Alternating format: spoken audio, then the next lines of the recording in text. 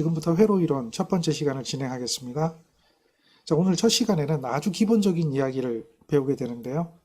그 기본적인 이야기가 회로를 해석하려면 전기가 교류인지 직류인지 이걸 우리가 구분할 수 있어야 되고요. 그것에 대해서 어떻게 해석하는가를 배워야 됩니다. 지금부터 보는 영상은 교류를 만들어내는 영상입니다. 한번 보시죠.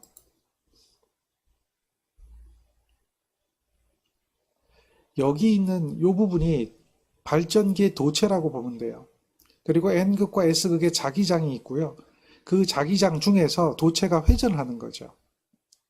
도체가 회전하면 기전력이 만들어지는데 그 원리는 전자유도 법칙이라고 하는 걸 원리로 합니다.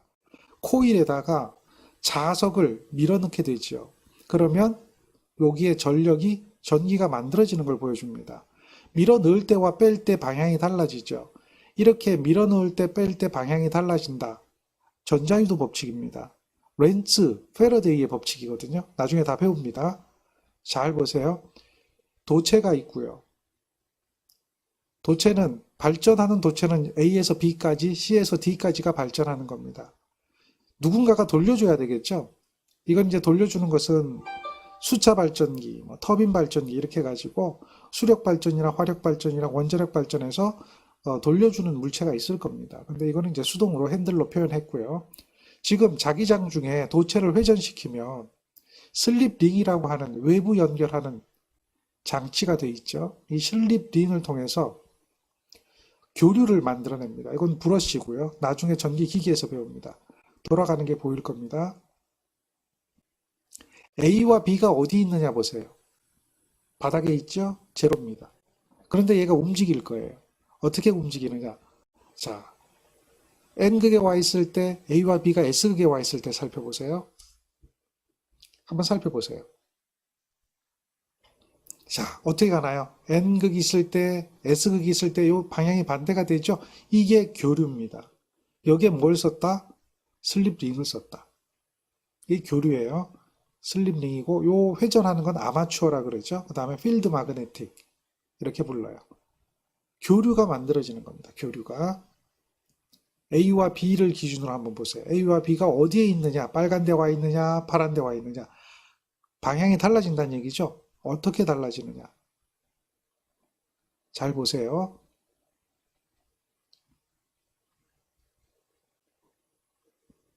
자, A와 B가 있습니다. C와 D가 있고요. 지금은 자속을 끊지 않아요. 그런데 이제 이게 자속이죠. 화살표가. A와 B가 움직이면서 자속을 끊고 지나갑니다. 이때가 제일 많이 끊어요. 그 다음에 하나도 안 끊는 상태가 되고요. 자, 제일 많이 끊죠. 끊을 때에 플레밍의 오른손 법칙. 오른손 법칙에서 그 전력의 방향을 결정해 주는데요. 잘 보세요. 이렇게 들어갔을 때 전류가 이렇게 흘러갑니다. 그 다음에 반대쪽으로 가는 거죠. 반대쪽으로 가면 방향이 또 반대가 됩니다. 이제 빨간 쪽으로 오면요.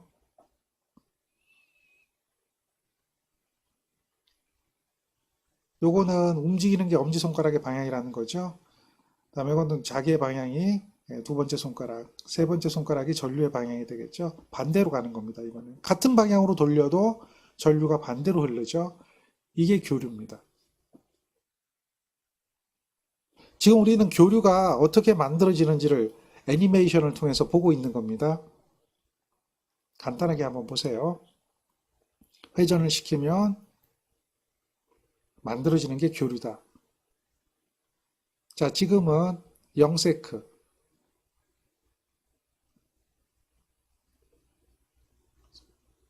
한번 볼까요?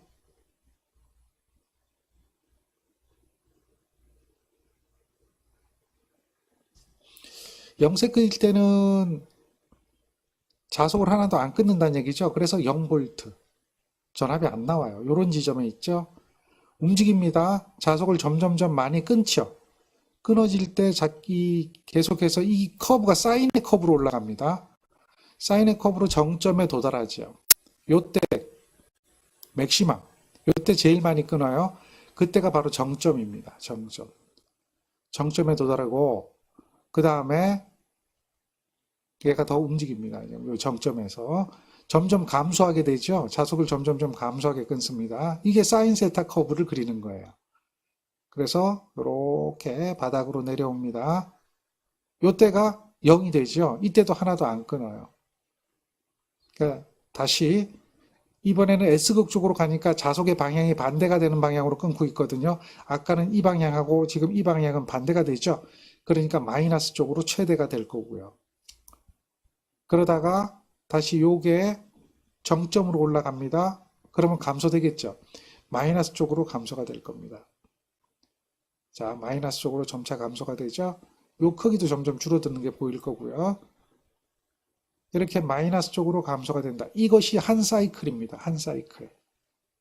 하나의 주기가 되는 거예요. 그리고 요거는 이 커브의 형태가 사인파의 형태를 띠게 됩니다. 그래서 이것을 정연파 교류라고 하는 겁니다. 자, 지금은 이제 직류에 대해서 배울 텐데요. 이것도 동일하게 패러데이 법칙을 적용합니다. 여기 보면 이게 검유계고요. 아까 봤던 영상하고 똑같죠? 자석을 집어넣으면 코일과 자석이 세교해서 기전력을 만든다는 거죠. 자석이 가만히 있고 코일이 들어가도 똑같아요. 아까는 자석이 왔다 갔다 했는데 지금은 코일이 왔다 갔다 하죠. 그래도 동일합니다. 그리고 이제 플레밍의 오른손 법칙, 라이트 핸드 룰인데요. 엄지손가락은 뭐가 된다? 힘의 방향이 되는 거죠. 다음에 자속의 방향이고 검지가, 다음 중지가 전류의 방향이 됩니다. 힘, 자계. 요게 이제 입체적으로 나오는 거죠. 다 90도죠. 커렌, 전류가 세 번째, 중지가 되는 거죠. 자, 이게 이제 자극이고요. N극과 S극이 있습니다. 그 안에 도체를 넣었죠. 빨간색이 있고 파란색이 있는데 하나만 보세요. 하나만 보세요. 마그네틱 필드가 이렇게 자개가 나가는 거예요. 근데 여기가 달라졌어요. 여기가. 요게 정류자라고 하는 겁니다. 아까는 슬립링이라고 하는 걸 썼는데 지금은 정류자라고 하는 걸 써요. 그러면 이 정류자가 어떻게 되는가를 한번 보세요. 아까는 그냥 연결돼서 계속 나왔는데 지금은 연결이 안 돼요. 한번 보세요. 직류를 만들어내는 게 얘 때문에 그래요. 요거는 브러쉬가 되고요. 브러쉬가 되고. 자, 빨간색에 연결되어 있고 파란색에 연결되어 있죠. 그런데 이제 회전할 때 어떤 현상이 생기는가 보세요.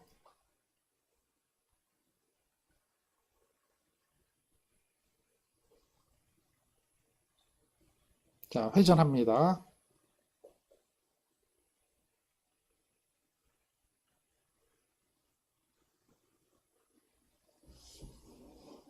지금은 오른손 법칙 적용한 걸 보여주는 거고요.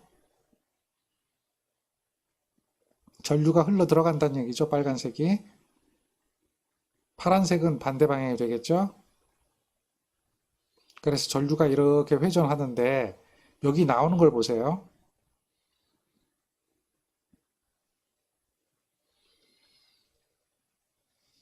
자, 어떻게 되나요? 한번 보세요. 바뀌었죠? 바뀌는 걸 보세요. 여기가 바뀐 거예요. 회전할 때마다 바뀌게 됩니다. 반주기마다 계속 바뀌어요. 이극일 때.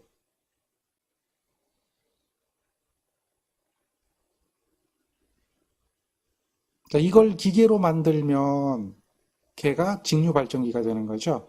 조금 전에 영상을 기계로 만들면 그게 이제 교류 발전기가 되는 거고요. 그게 기계로 만들어지는 것은 전기 기기 시간에 배우게 될 겁니다. 그리고 거기에 대한 특징을 알게 될 거예요. 지금 잘 보세요. 브러쉬하고 연결되는 게 한 번은 빨간색, 한 번은 파란색이 연결되죠. 여기 불은 계속 켜집니다. 근데 한 번은 빨간색, 한 번은 파란색. 이게 직류예요. 교류일 때는 이제 파형이 어떻게 나타났냐면 교류일 때 나타나는 파형은 이렇게 나타났죠. 이렇게 돼 있으면 이렇게 파형이 나타났죠. 한 주기가. 그래서 이게 한 주기가 됐죠. 이런 걸 갖다 우리는 뭐라고 불러요? 교류라고 불러요. 근데 직류는 얘가 발전기로 보면 이렇게 나와요. 발전기로 보면. 아까 전에 그 이론을 보면. 근데 원래 이거는 2극밖에 없으니까. 그리고 도체도 2개밖에 없으니까. 이렇게 됐지만 실제로는 도체가 많죠. 극수도 많죠. 그러면 어떻게 돼요? 얘네들이 이런 식으로 중복이 되겠죠. 그게 뭐 하나만 있는 건 아니죠. 계속해서 이런 식으로 중복이 되겠죠. 그러니까 여러 개가 중복이 되다 보면 얘는 거의 뭐가 되겠죠? 직류가 되겠죠. 거의 직류가 되겠죠. 그래서 이거를 우리는 직류를 표현할 때 이렇게 표현해요. 이렇게. 그래서 요거를 직류라고 그래요. 자, 직류는 시간에 대해서 변합니까? 안 변합니까? 이게 시간이죠. 이게 전류가 됐던 전압이 됐던 간에 시간에 대해서 변합니까? 안 변합니까? 우리 기본적인 개념부터 알아야 돼요. 이걸 갖다 우리는 뭐라고 해요? 시불변이에요. 시간에 따라서 그 값이 변한다, 안 변한다? 대답해 보세요. 변하지 않아요. 기본 개념 차이를 알아야 돼요. 그래야지 이제 표현을 하고 뭐 수식을 만들고 이렇게 하거든요. 교류는 어때야 돼요?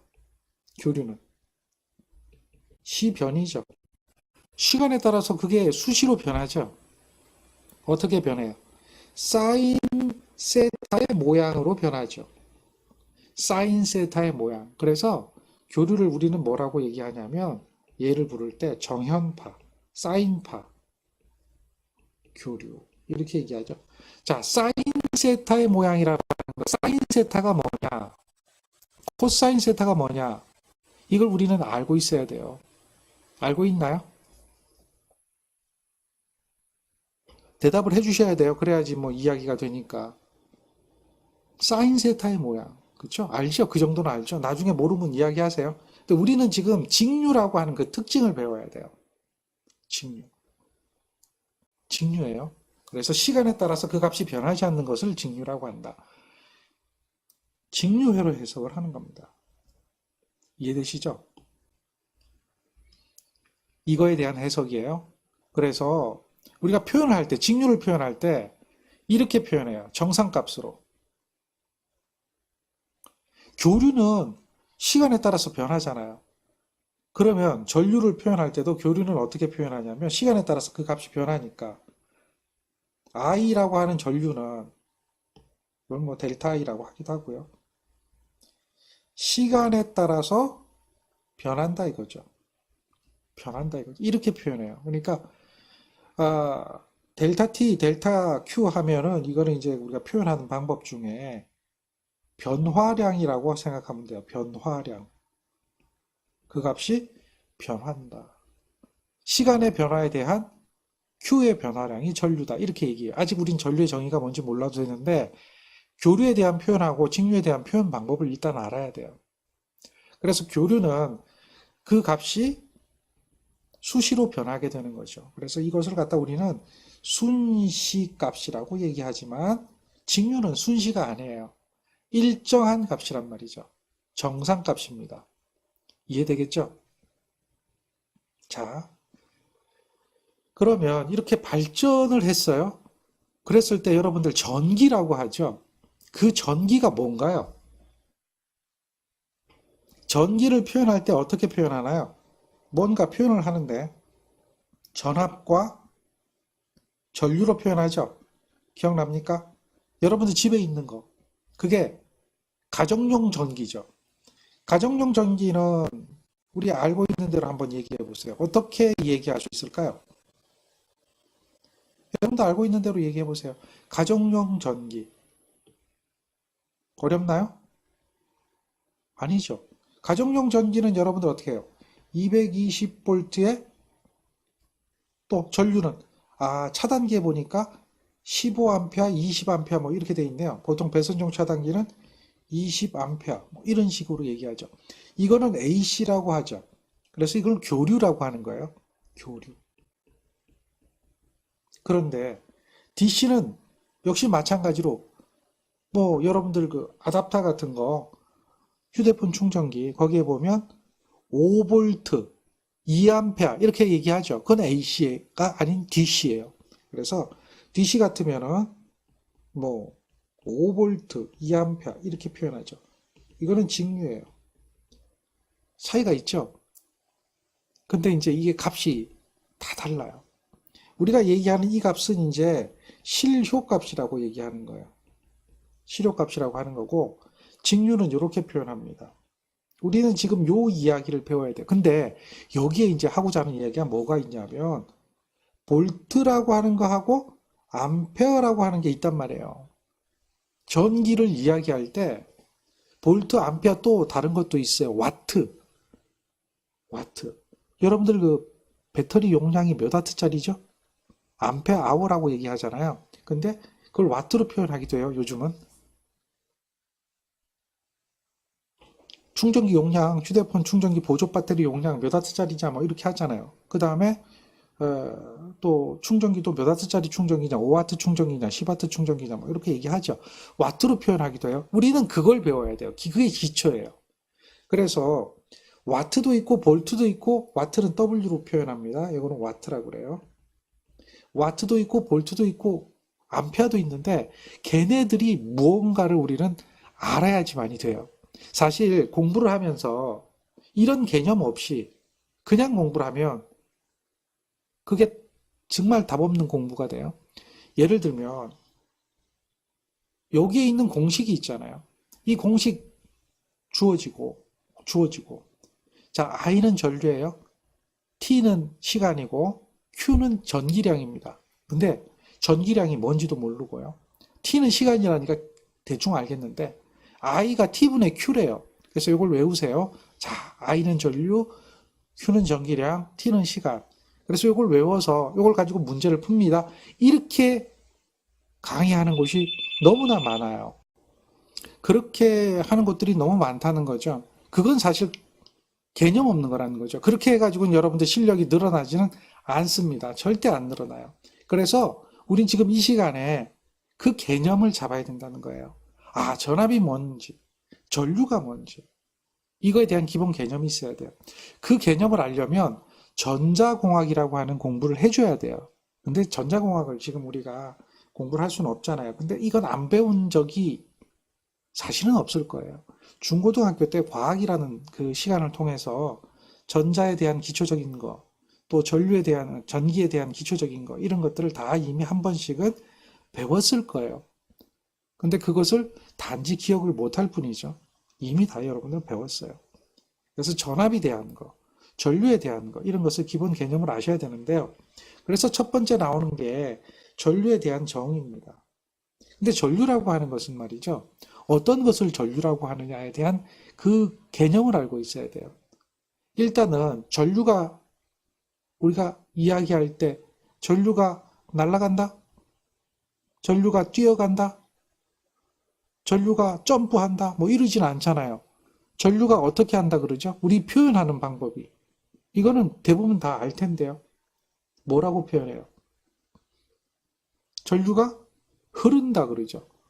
흐른다. 이유가 다 있어요. 왜 흐른다고. 전류가 날아간다 이렇게 얘기하지도 않고요.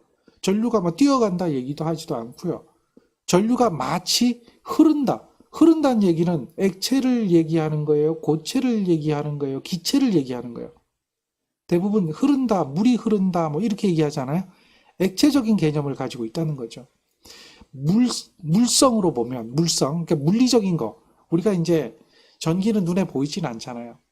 눈에 보이지 않으니까 무언가를 가지고 모델링을 해야 돼요. 모델링을 해서 그거에 대한 어떤 그 비교를 해가지고 쉽게 이해하려고 하거든요. 그게 바로 전기는 물의 비유를 많이 하죠. 그래서 흐른다라고 이야기를 하는 거예요. 그 다음에 전압을 어떻게 하죠? 가한다 그러죠. 전압을 가한다. 공급한다는 얘기죠. 공급한다. 전압을 인가한다. 준다는 얘기죠. 그렇게 우리 흔히들 이야기해요. 근데 흐른다.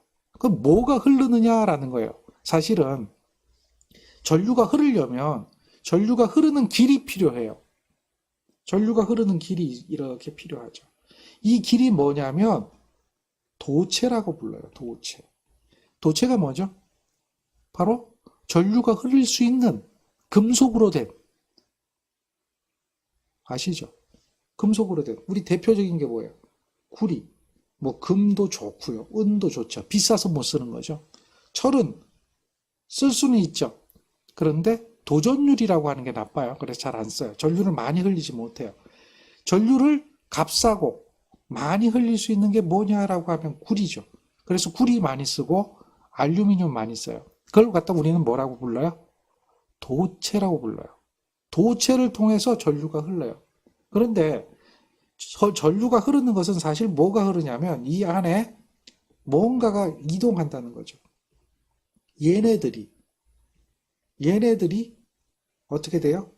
이동하는 거죠. 이게 바로 뭐냐? 전류의 흐름이에요.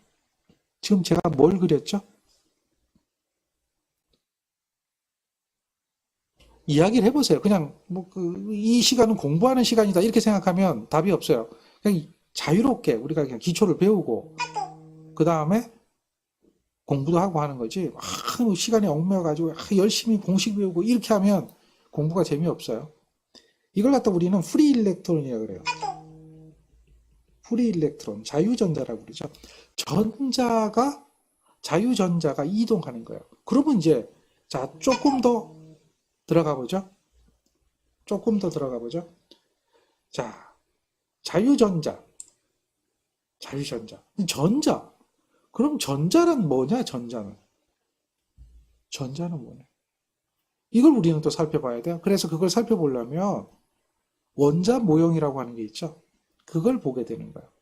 그래서 원자를 그려보면 가운데는 뭐가 있어요? 가운데는 핵이라고 하는 게 있죠. 핵. 거기에는 뭐가 있어요? 플러스라고 하는 기호가 들어있는 거하고 아무 극성이 없는 게 있죠. 이건 이제 보호의 원자 모형에 나오는 건데요. 요걸 갖다가 양자라고 하죠. 양자. 그리고 요거는 뭐라고 불러요? 중성자. 그 중성자와 양자. 근데 양자와 중성자가 여러 개가 있어요. 이게 핵으로 에너지가 꽉 뭉쳐 있는 거야. 네? 핵으로. 그리고 여기에 이제 주위에 뭐가 돌아요? 요 주위를 돌아가는 게 있죠. 1궤도, 2궤도, 궤도에 따라서 돌아가는 게 이게 뭐예요? 전자라고 하죠. 그래서 양자수하고 전자수가 서로 개수가 맞게 돼 있죠. 자, 이게 이제 궤도가 뭐 제1궤도에 1개, 2궤도에 2개 뭐 이런 식으로 전자가 들어가 있죠. 그리고 이렇게 궤도가 여러 가지 있으면 가장 마지막 궤도에 돌고 있는 전자를 이걸 갖다가 최외곽 전자라고 그러죠. 이게 무슨 얘기냐면 이 궤도가 가까우면 구속력이라고 하는 게 있어요. 이게 이제 쿨롱의 법칙이라고 그래요. 쿨롱력이라고 하는데 이 구속력이 커요. 자, 마지막 궤도에 돌고 있는 이 전자는 구속력이 어떻게 돼요? 작아요. 그래서 이 마지막 궤도에 돌고 있는 전자를 외부에서 에너지를 주면 얘가 뭐가 되죠? 이탈을 할 수가 있다는 거죠. 그게 프리 일렉트론, 자유전자라고 그래요. 자유롭게 돌아다닐 수 있는 거. 무슨 얘기인지 이해하겠죠? 자, 그러면 우리가 이제 그 자기학에서 이거 배우는 이야기인데, 전하가 두 개가 있어요. 이건 이제 양자라고 하는 것은 양의 전하 이렇게 부르고요. 전자라고 하는 것은 음의 전하 이렇게 불러요. 그러면 나중에 배웁니다만은 힘은 양 전하 사이의 거리의 제곱에 반비례하고 양 전하의 곱에 비례한다라고 하는 법칙이 있어요. 이게 뉴턴이에요. 이걸 뭐라고 하냐면 쿨롱의 법칙이라고 그래요. 이런 법칙이 있어서 힘이 작용을 해요. 자, 플러스와 마이너스는 힘이 흡인력이라고 그래요. 구속력, 인력이라고 하는 거죠. 인력. 끌어당기는 힘이 작용을 하게 되고요. 플러스와 플러스 또는 마이너스와 마이너스는 청력, 밀어내는 힘이 작용을 하죠. 자, 에너지가, 이제 원자에는 이런 에너지가 축적이 돼 있어요. 이해되죠? 에너지가 축적이 돼 있어요. 그러니까 여기에 보면 요 핵에는 미는 힘이 작용하는데 굉장히 가깝죠? 굉장히 가깝잖아요. 제곱에 반비례하죠? 미는 힘이 작용할 거고요. 여기는 땡기는 힘이 작용하겠죠? 멀죠? 멀면 힘이 그 크기가 어떻게 돼요? 줄어들어요. 그래서 원자는 굉장히 많은 에너지를 가지고 있는 거예요. 그 에너지 양이 폭발적으로 우리가 써먹을 수 있도록 되어 있는 그런 원소가 있어요. 그게 뭐예요? 우라늄, 플루토늄 이렇게 얘기하죠. 그래서 우라늄을 핵을 분열시키는 거예요. 여기 있는 이 핵을. 그러면 여기 에너지 힘이 있죠? 이 힘에 의해서 에너지가 나오는 거예요. 우라늄이라고 하는 거나 플루토늄. 그게 이제 핵 분열 반응이라고 하는 거죠. 다 여기에서 다 출발하는. 그러니까 에너지가 중성자, 양자가 있는 이 핵에서 에너지가 굉장히 많이 축적이 되어 있는 거죠. 이해되죠? 그걸 갖다 이제 핵은 꽉 끌어안고 있는 거예요. 그래서 분열이 되면 안 되고 안정적이어야 되죠. 대부분은 안정적인데 분열이 잘 일어나는 게 바로 뭐예요? 우라늄 235 이렇게 나가는 게 있죠. 자, 어쨌든 그런데 이렇게 표현할 때에 우리가 이걸 표현할 때 이렇게 얘기하고 전기라고 얘기해요. 양자, 음자, 음의 전하 이렇게 얘기하잖아요. 이거는 무슨 얘기냐면 얘네들은 전기를 띠는 어떤 물질을 가지고 있다라고 가정을 한 거예요. 그걸 갖다 뭐라고 하냐면 전하라고 하는 거야. 그러니까 전자 한 개가 전기량을 가지고 있는 거예요. 전기량. 이런 힘을 가질 수 있는 전기량을 가지고 있는 거예요. 양자 한 개도 전기량을 가지고 있는 거예요. 그 전기량이 얼마냐? 보통 이제 이거는 우리 전기 기능사 이런 정도에서 배우는 건데 1.602 곱하기 10의 마이너스 19승 전기량. 이 전기량이에요. 이걸 갖다 Q라고 얘기해요. 그래서 Q는 전기량, 전하량 이렇게 불러요. 이 Q가. 이만큼이 전자 한 개가 가지고 있어요. 이 Q의 단위는 쿨롱이에요. 쿨롱. 이해하겠죠? 자, 이러한 전기량을 가지고 있어요. 그래서 얘들이 움직이는 거예요. 전기량, 전하량. 얘네들이 움직이는 거예요. 자유전자가 어떤 원인에 의해서 움직이게 되면 이 하나가 1.602 곱하기 10의 마이너스 19승 쿨론만큼의 전기량이 이동을 한다. 그래서 자유전자의 이동이 바로 뭐의 이동이다?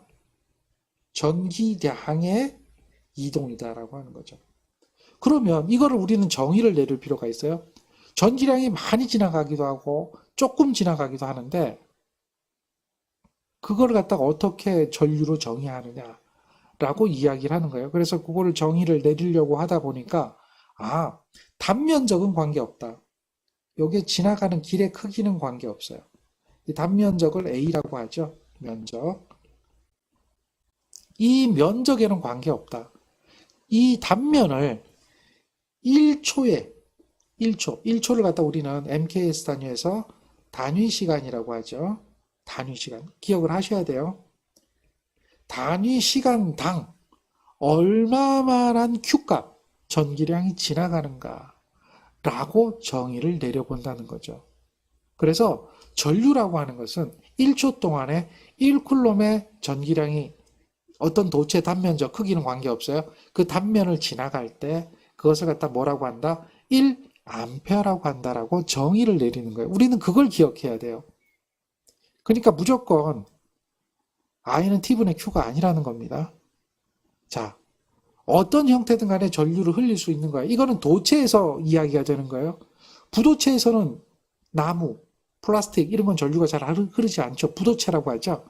상시, 정상적인 상태에서 전류가 흐르지 않는 부도체에서는 성립이 안 되는 거죠. 또한 반도체, 이거는 어느 때는 성립하고 어느 때는 성립하지 않을 수도 있죠. 반도체. 그러니까 도체, 부도체, 반도체 중에 우리는 지금 뭘 얘기하는 거예요? 도체에 대해서 이야기를 하는 거죠. 개념을 이해하겠죠? 자, 그래서 전류 1암페어라고 한다는 것은 바로 이것이 시간당 이동한 전기량이다. 이 뜻을 이해해야 돼요. 시간당 이동한 전기량을 전류라고 한다. 그래서 I, 이걸 커렌이라고 하는데 전류라고 하는데 I가 바로 전류에 대한 개념이 되겠죠.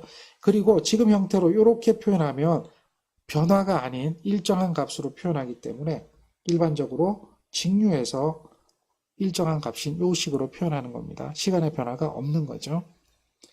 자, 이항하면 이렇게 되겠죠. 이게 이제 산수인데 이항이라고 하는 개념이에요. 이항은 여러분들 요 는이라고 하는 것을 뭐라고 불러요? 등호라고 하죠. 는. 그리고 이렇게 된 것을 뭐라고 불러요? 부등호라고 하죠. 이건 이제 수학 개념인데 등호를 중심으로 해서 옮겨가는 거예요. 그러니까 여기 분모에 있는 것을 이항을 하면 반대편으로 넘어간다는 이야기죠. 그러면 얘는 어디로 가요? 분자로 가는 거죠. 그러니까 나누기 되어 있던 것은 이항하면 곱하기가 되는데요. 그 이항의 개념을 잘 몰라가지고 우리가 이제 못 푸는 사람들이 굉장히 많아요. 근데 이제 여러분들 한 가지 기억하세요. 이항이라는 개념, 뭐 이런 거 신경 쓰지 말고 수학적인 개념, 뭐 아주 기초적인 산수인데 그거 신경 쓰지 말고요. 이렇게 하면 돼요. 등호를 중심으로 해서 어떤 수 A가 있다면 어떤 수 B가 있다면 A 이퀄 B가 성립하는 것은 여기다가 A를 곱해주면 더하기는 아니에요. A를 곱해주면 어때요? 그 값이 변화가 없죠. 똑같은 수를 곱해주면 변화가 없는 거예요. 똑같은 수를 나눠줘도 어때요? 변화가 없는 거죠. 이해되겠죠? 동수를 곱해주거나 나눠줘도 변화가 없잖아요. 그 개념을 항등식이니까 변화가 없다. 똑같다는 얘기잖아요. 이 등호가 좌항과 우항이 똑같다는 이야기죠.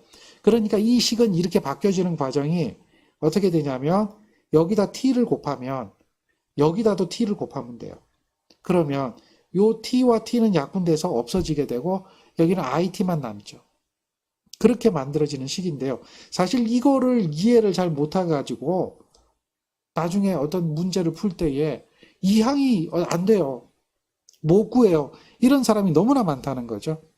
그거는 여러분들 지금 빨리빨리 해결을 해낼 수 있도록 해놓으셔야 돼요. 그러니까 이제 그 개념이 이항이다. 여기에 이제 나누기 되어 있는 것은 넘어가면 곱하기 된다. 뭐 이런 개념. 이것을 이제 알고 계시면 돼요. 반대가 된다. 뭐 더하기가 이항되면 빼기가 된다. 이런 식으로. 이해되겠죠? 그거를 잘 기억을 하시고 정리를 해주세요. 자, 그래서 요거를 이제 두 가지로 표현할 수가 있는 거예요. 전류는 어떻게 되죠? 전류는 T분의 Q죠. 암페어라고 표현합니다. 우리가 이 전류의 단위를 뭐라고 하는 거예요? 암페어라고 얘기해요. 암페어. 그렇죠. 전기량은 뭐예요? 쿨롱이죠. 그러니까 요 식이 만들어지게 되면 쿨롱이죠, 쿨롱. 그런데 잘 보세요. 쿨롱은 전류 암페어에다가 시간 t를 곱해준 거죠. 이 관계가 설립해요. 이거는 암페어 세크. 시간 t가 세크죠. 암페어 세크라고 얘기하죠. 그래서 쿨롱은 암페어 세크입니다. 암페어 세크. 암페어 아워로도 표현할 수 있어요. 암페어 아워로도. 시간의 단위는 초도 있고 분도 있고 시간도 있잖아요. 그러니까 아워로 표현하기도 해요. 그 전기량은 뭘로 표현한다? 암페어 아워로 표현하기도 해요. 아워는 시간이죠. 그래서 여러분들 보통 이제 축전지에 대한 그 용량을 얘기할 때 보조 배터리 한번 살펴보세요. 뭐라고 나오는가? 밀리암페어 아워 뭐 이런 식으로 돼 있죠. 그게 이제 전기량이라는 거예요. 아, 이 전기량이 이만큼 가지고 있는 보조 배터리구나. 이걸 우리는 이제 알 수가 있다는 거죠. 자, 정리가 돼야 됩니다.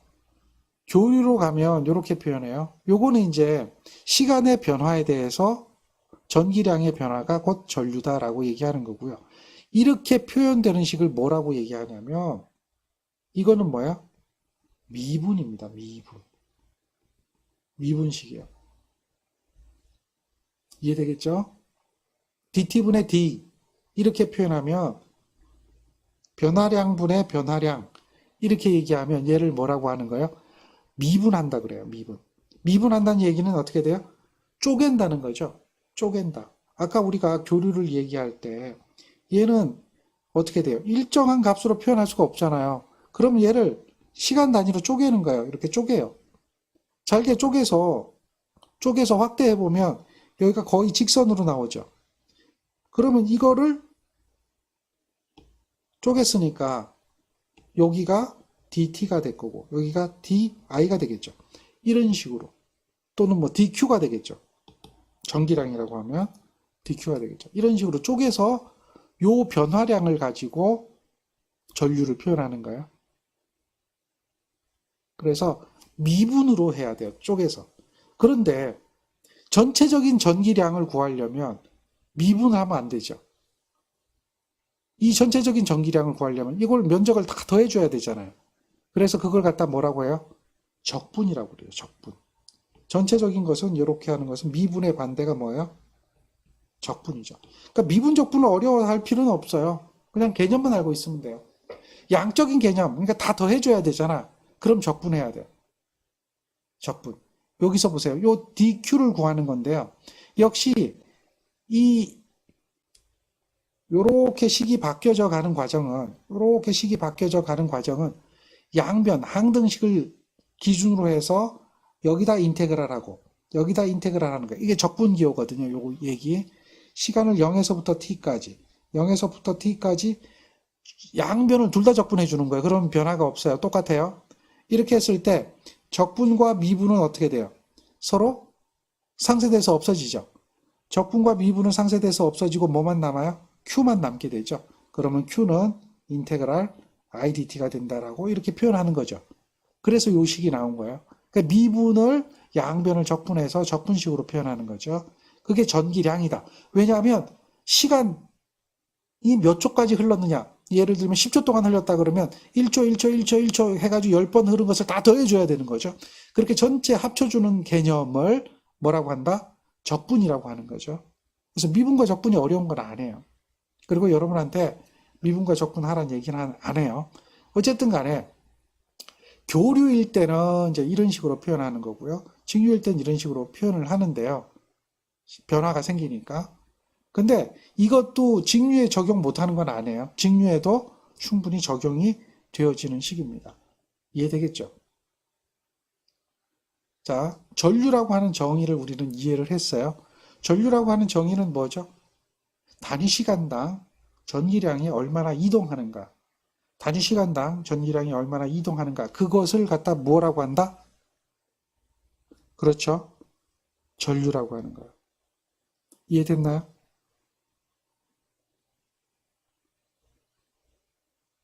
이해되죠? 예, 좋습니다.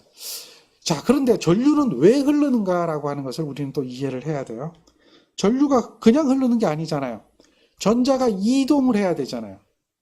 여기가 이동이라고 하는 이 흐름이 있어야 된단 말이에요. 여기가 이 흐름이 무엇 때문에 흘러가느냐라고 하는 거죠. 그게 이제 우리는 전압이라고 하는 거예요. 이게 무슨 얘기냐면, 왜 우리 물이 흐르는 걸 한번 살펴보면, 응? 물이 어떻게 흘러요? 높은 곳에서 낮은 곳으로 흐르죠. 물은 낮은 곳에서 높은 곳으로 흘러가지는 않죠. 그렇죠? 이게 무슨 얘기냐? 여기가 이렇게 높은 곳에 수위가 높은 곳에 이렇게 물이 있어요. 물. 여기에 이제 물이 흐를 수 있는 관이고요. 그리고 여기는 뭐예요? 낮은 곳이죠. 그러니까 이렇게 그려도 되고 이거를 이렇게 그려도 관계없어요. 여기에도 물이 있다고 봅시다. 물. 여기도 이렇게 있다고 봅시다. 그러면 결국 여기에 있는 물이 이렇게 흐르죠. 이유가 뭘까요? 이유가 뭘까요?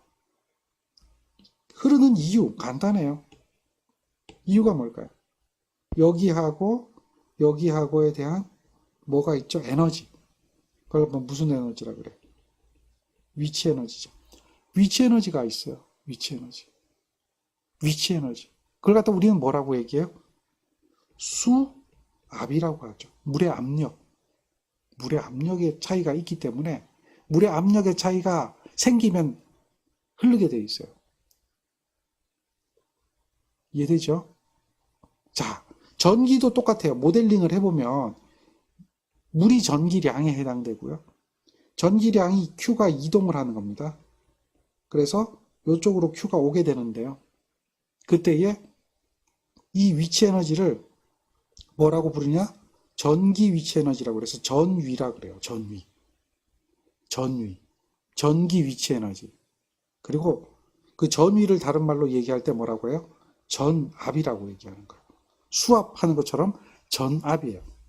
똑같아요. 물의 압력이다, 전기의 압력이다, 그런 개념이에요. 전압이 그거예요. 그러니까 압력을 주는 거예요. 압력을.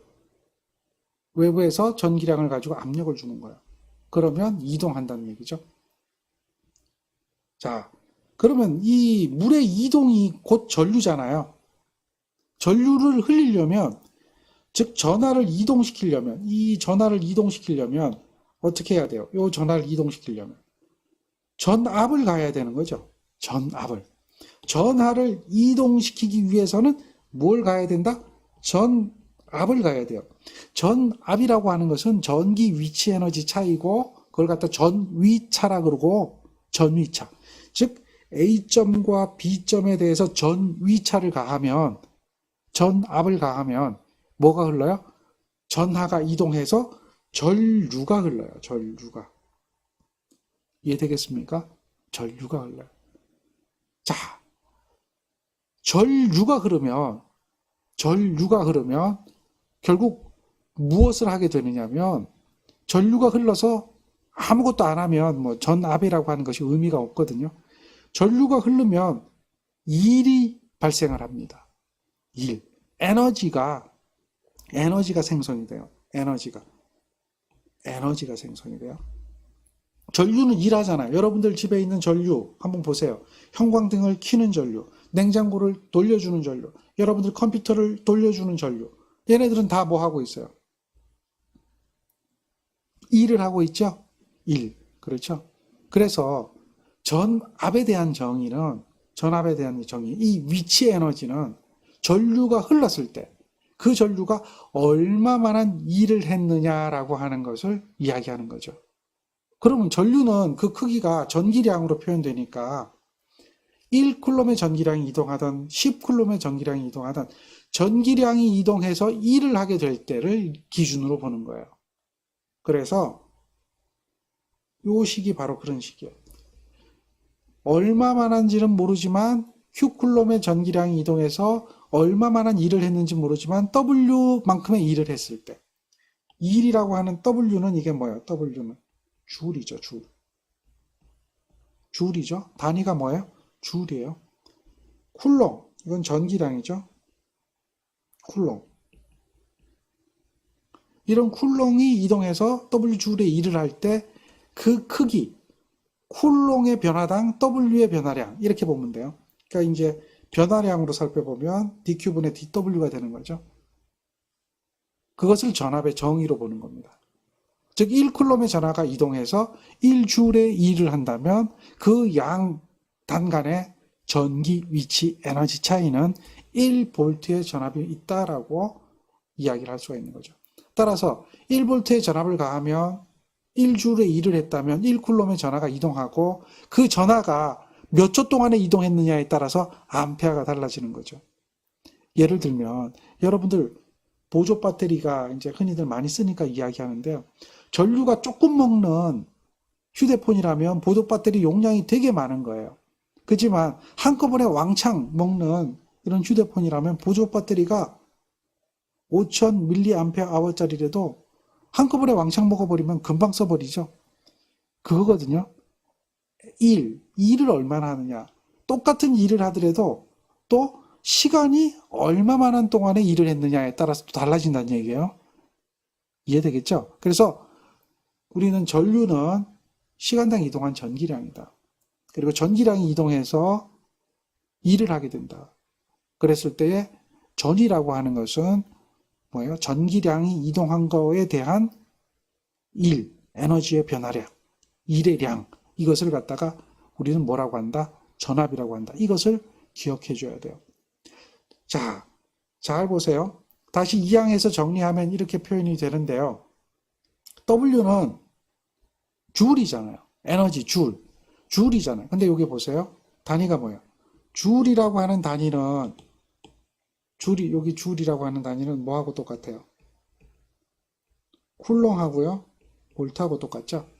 그거에 대한 차원이 곱하고 같다라고 이제 이렇게 볼 수가 있는 거예요. 쿨롱 볼트는 줄이다. 볼트는 줄 퍼 쿨롱이에요. 볼트는 뭐하고 똑같아요? 줄 퍼 쿨롱이에요. 볼트는. 여기 이 식에서 보면 볼트는, 전압은 볼트잖아요. 줄 퍼 쿨롱이죠. 이런 걸 우리는 확인을 할 수 있다는 거죠. 요 식의 변화는 조금 전에 했던 변화하고 똑같은 거예요. 이항하면 이렇게 되고 양변을 적분하면 이렇게 되는 거죠. 그래서 이것이 전압에 대한 정의다. 전류에 대한 정의다. 이것을 여러분들은 알아야 돼요. 이해되겠습니까? 전압에 대한 정의와 또 전류에 대한 정의. 이 전압과 전류를 만들기 위해서는 무엇을 가지고 만든다? 나중에 전기 기기에서 배웁니다만은 전자유도 법칙으로 만듭니다. 전자유도 법칙. 그 다음에 플레밍의 법칙이에요. 이런 것을 이용해 가지고 교류 발전기, 또 뭐예요? 직류 발전기, 이것을 만들게 되죠. 전자유도 법칙을 이용해서, 플레밍의 법칙을 이용해서 교류 발전기, 직류 발전기를 만들게 됩니다. 요거는 전기 기기 시간에 다시 공부를 하게 될 거고요. 우리는 지금 전압과 전류에 대한 정의, 이것을 한번 살펴본 겁니다. 어려워요? 안 어려워요? 안 어려워요. 이거는 기본 개념이고요. 그냥 공식만 외우는 게 아니라 개념을 정리하면 공식은 어떻게 되죠? 저절로 따라오게 되는 겁니다. 이해되시죠? 자, 잠시 쉬었다가 계속 진행하겠습니다.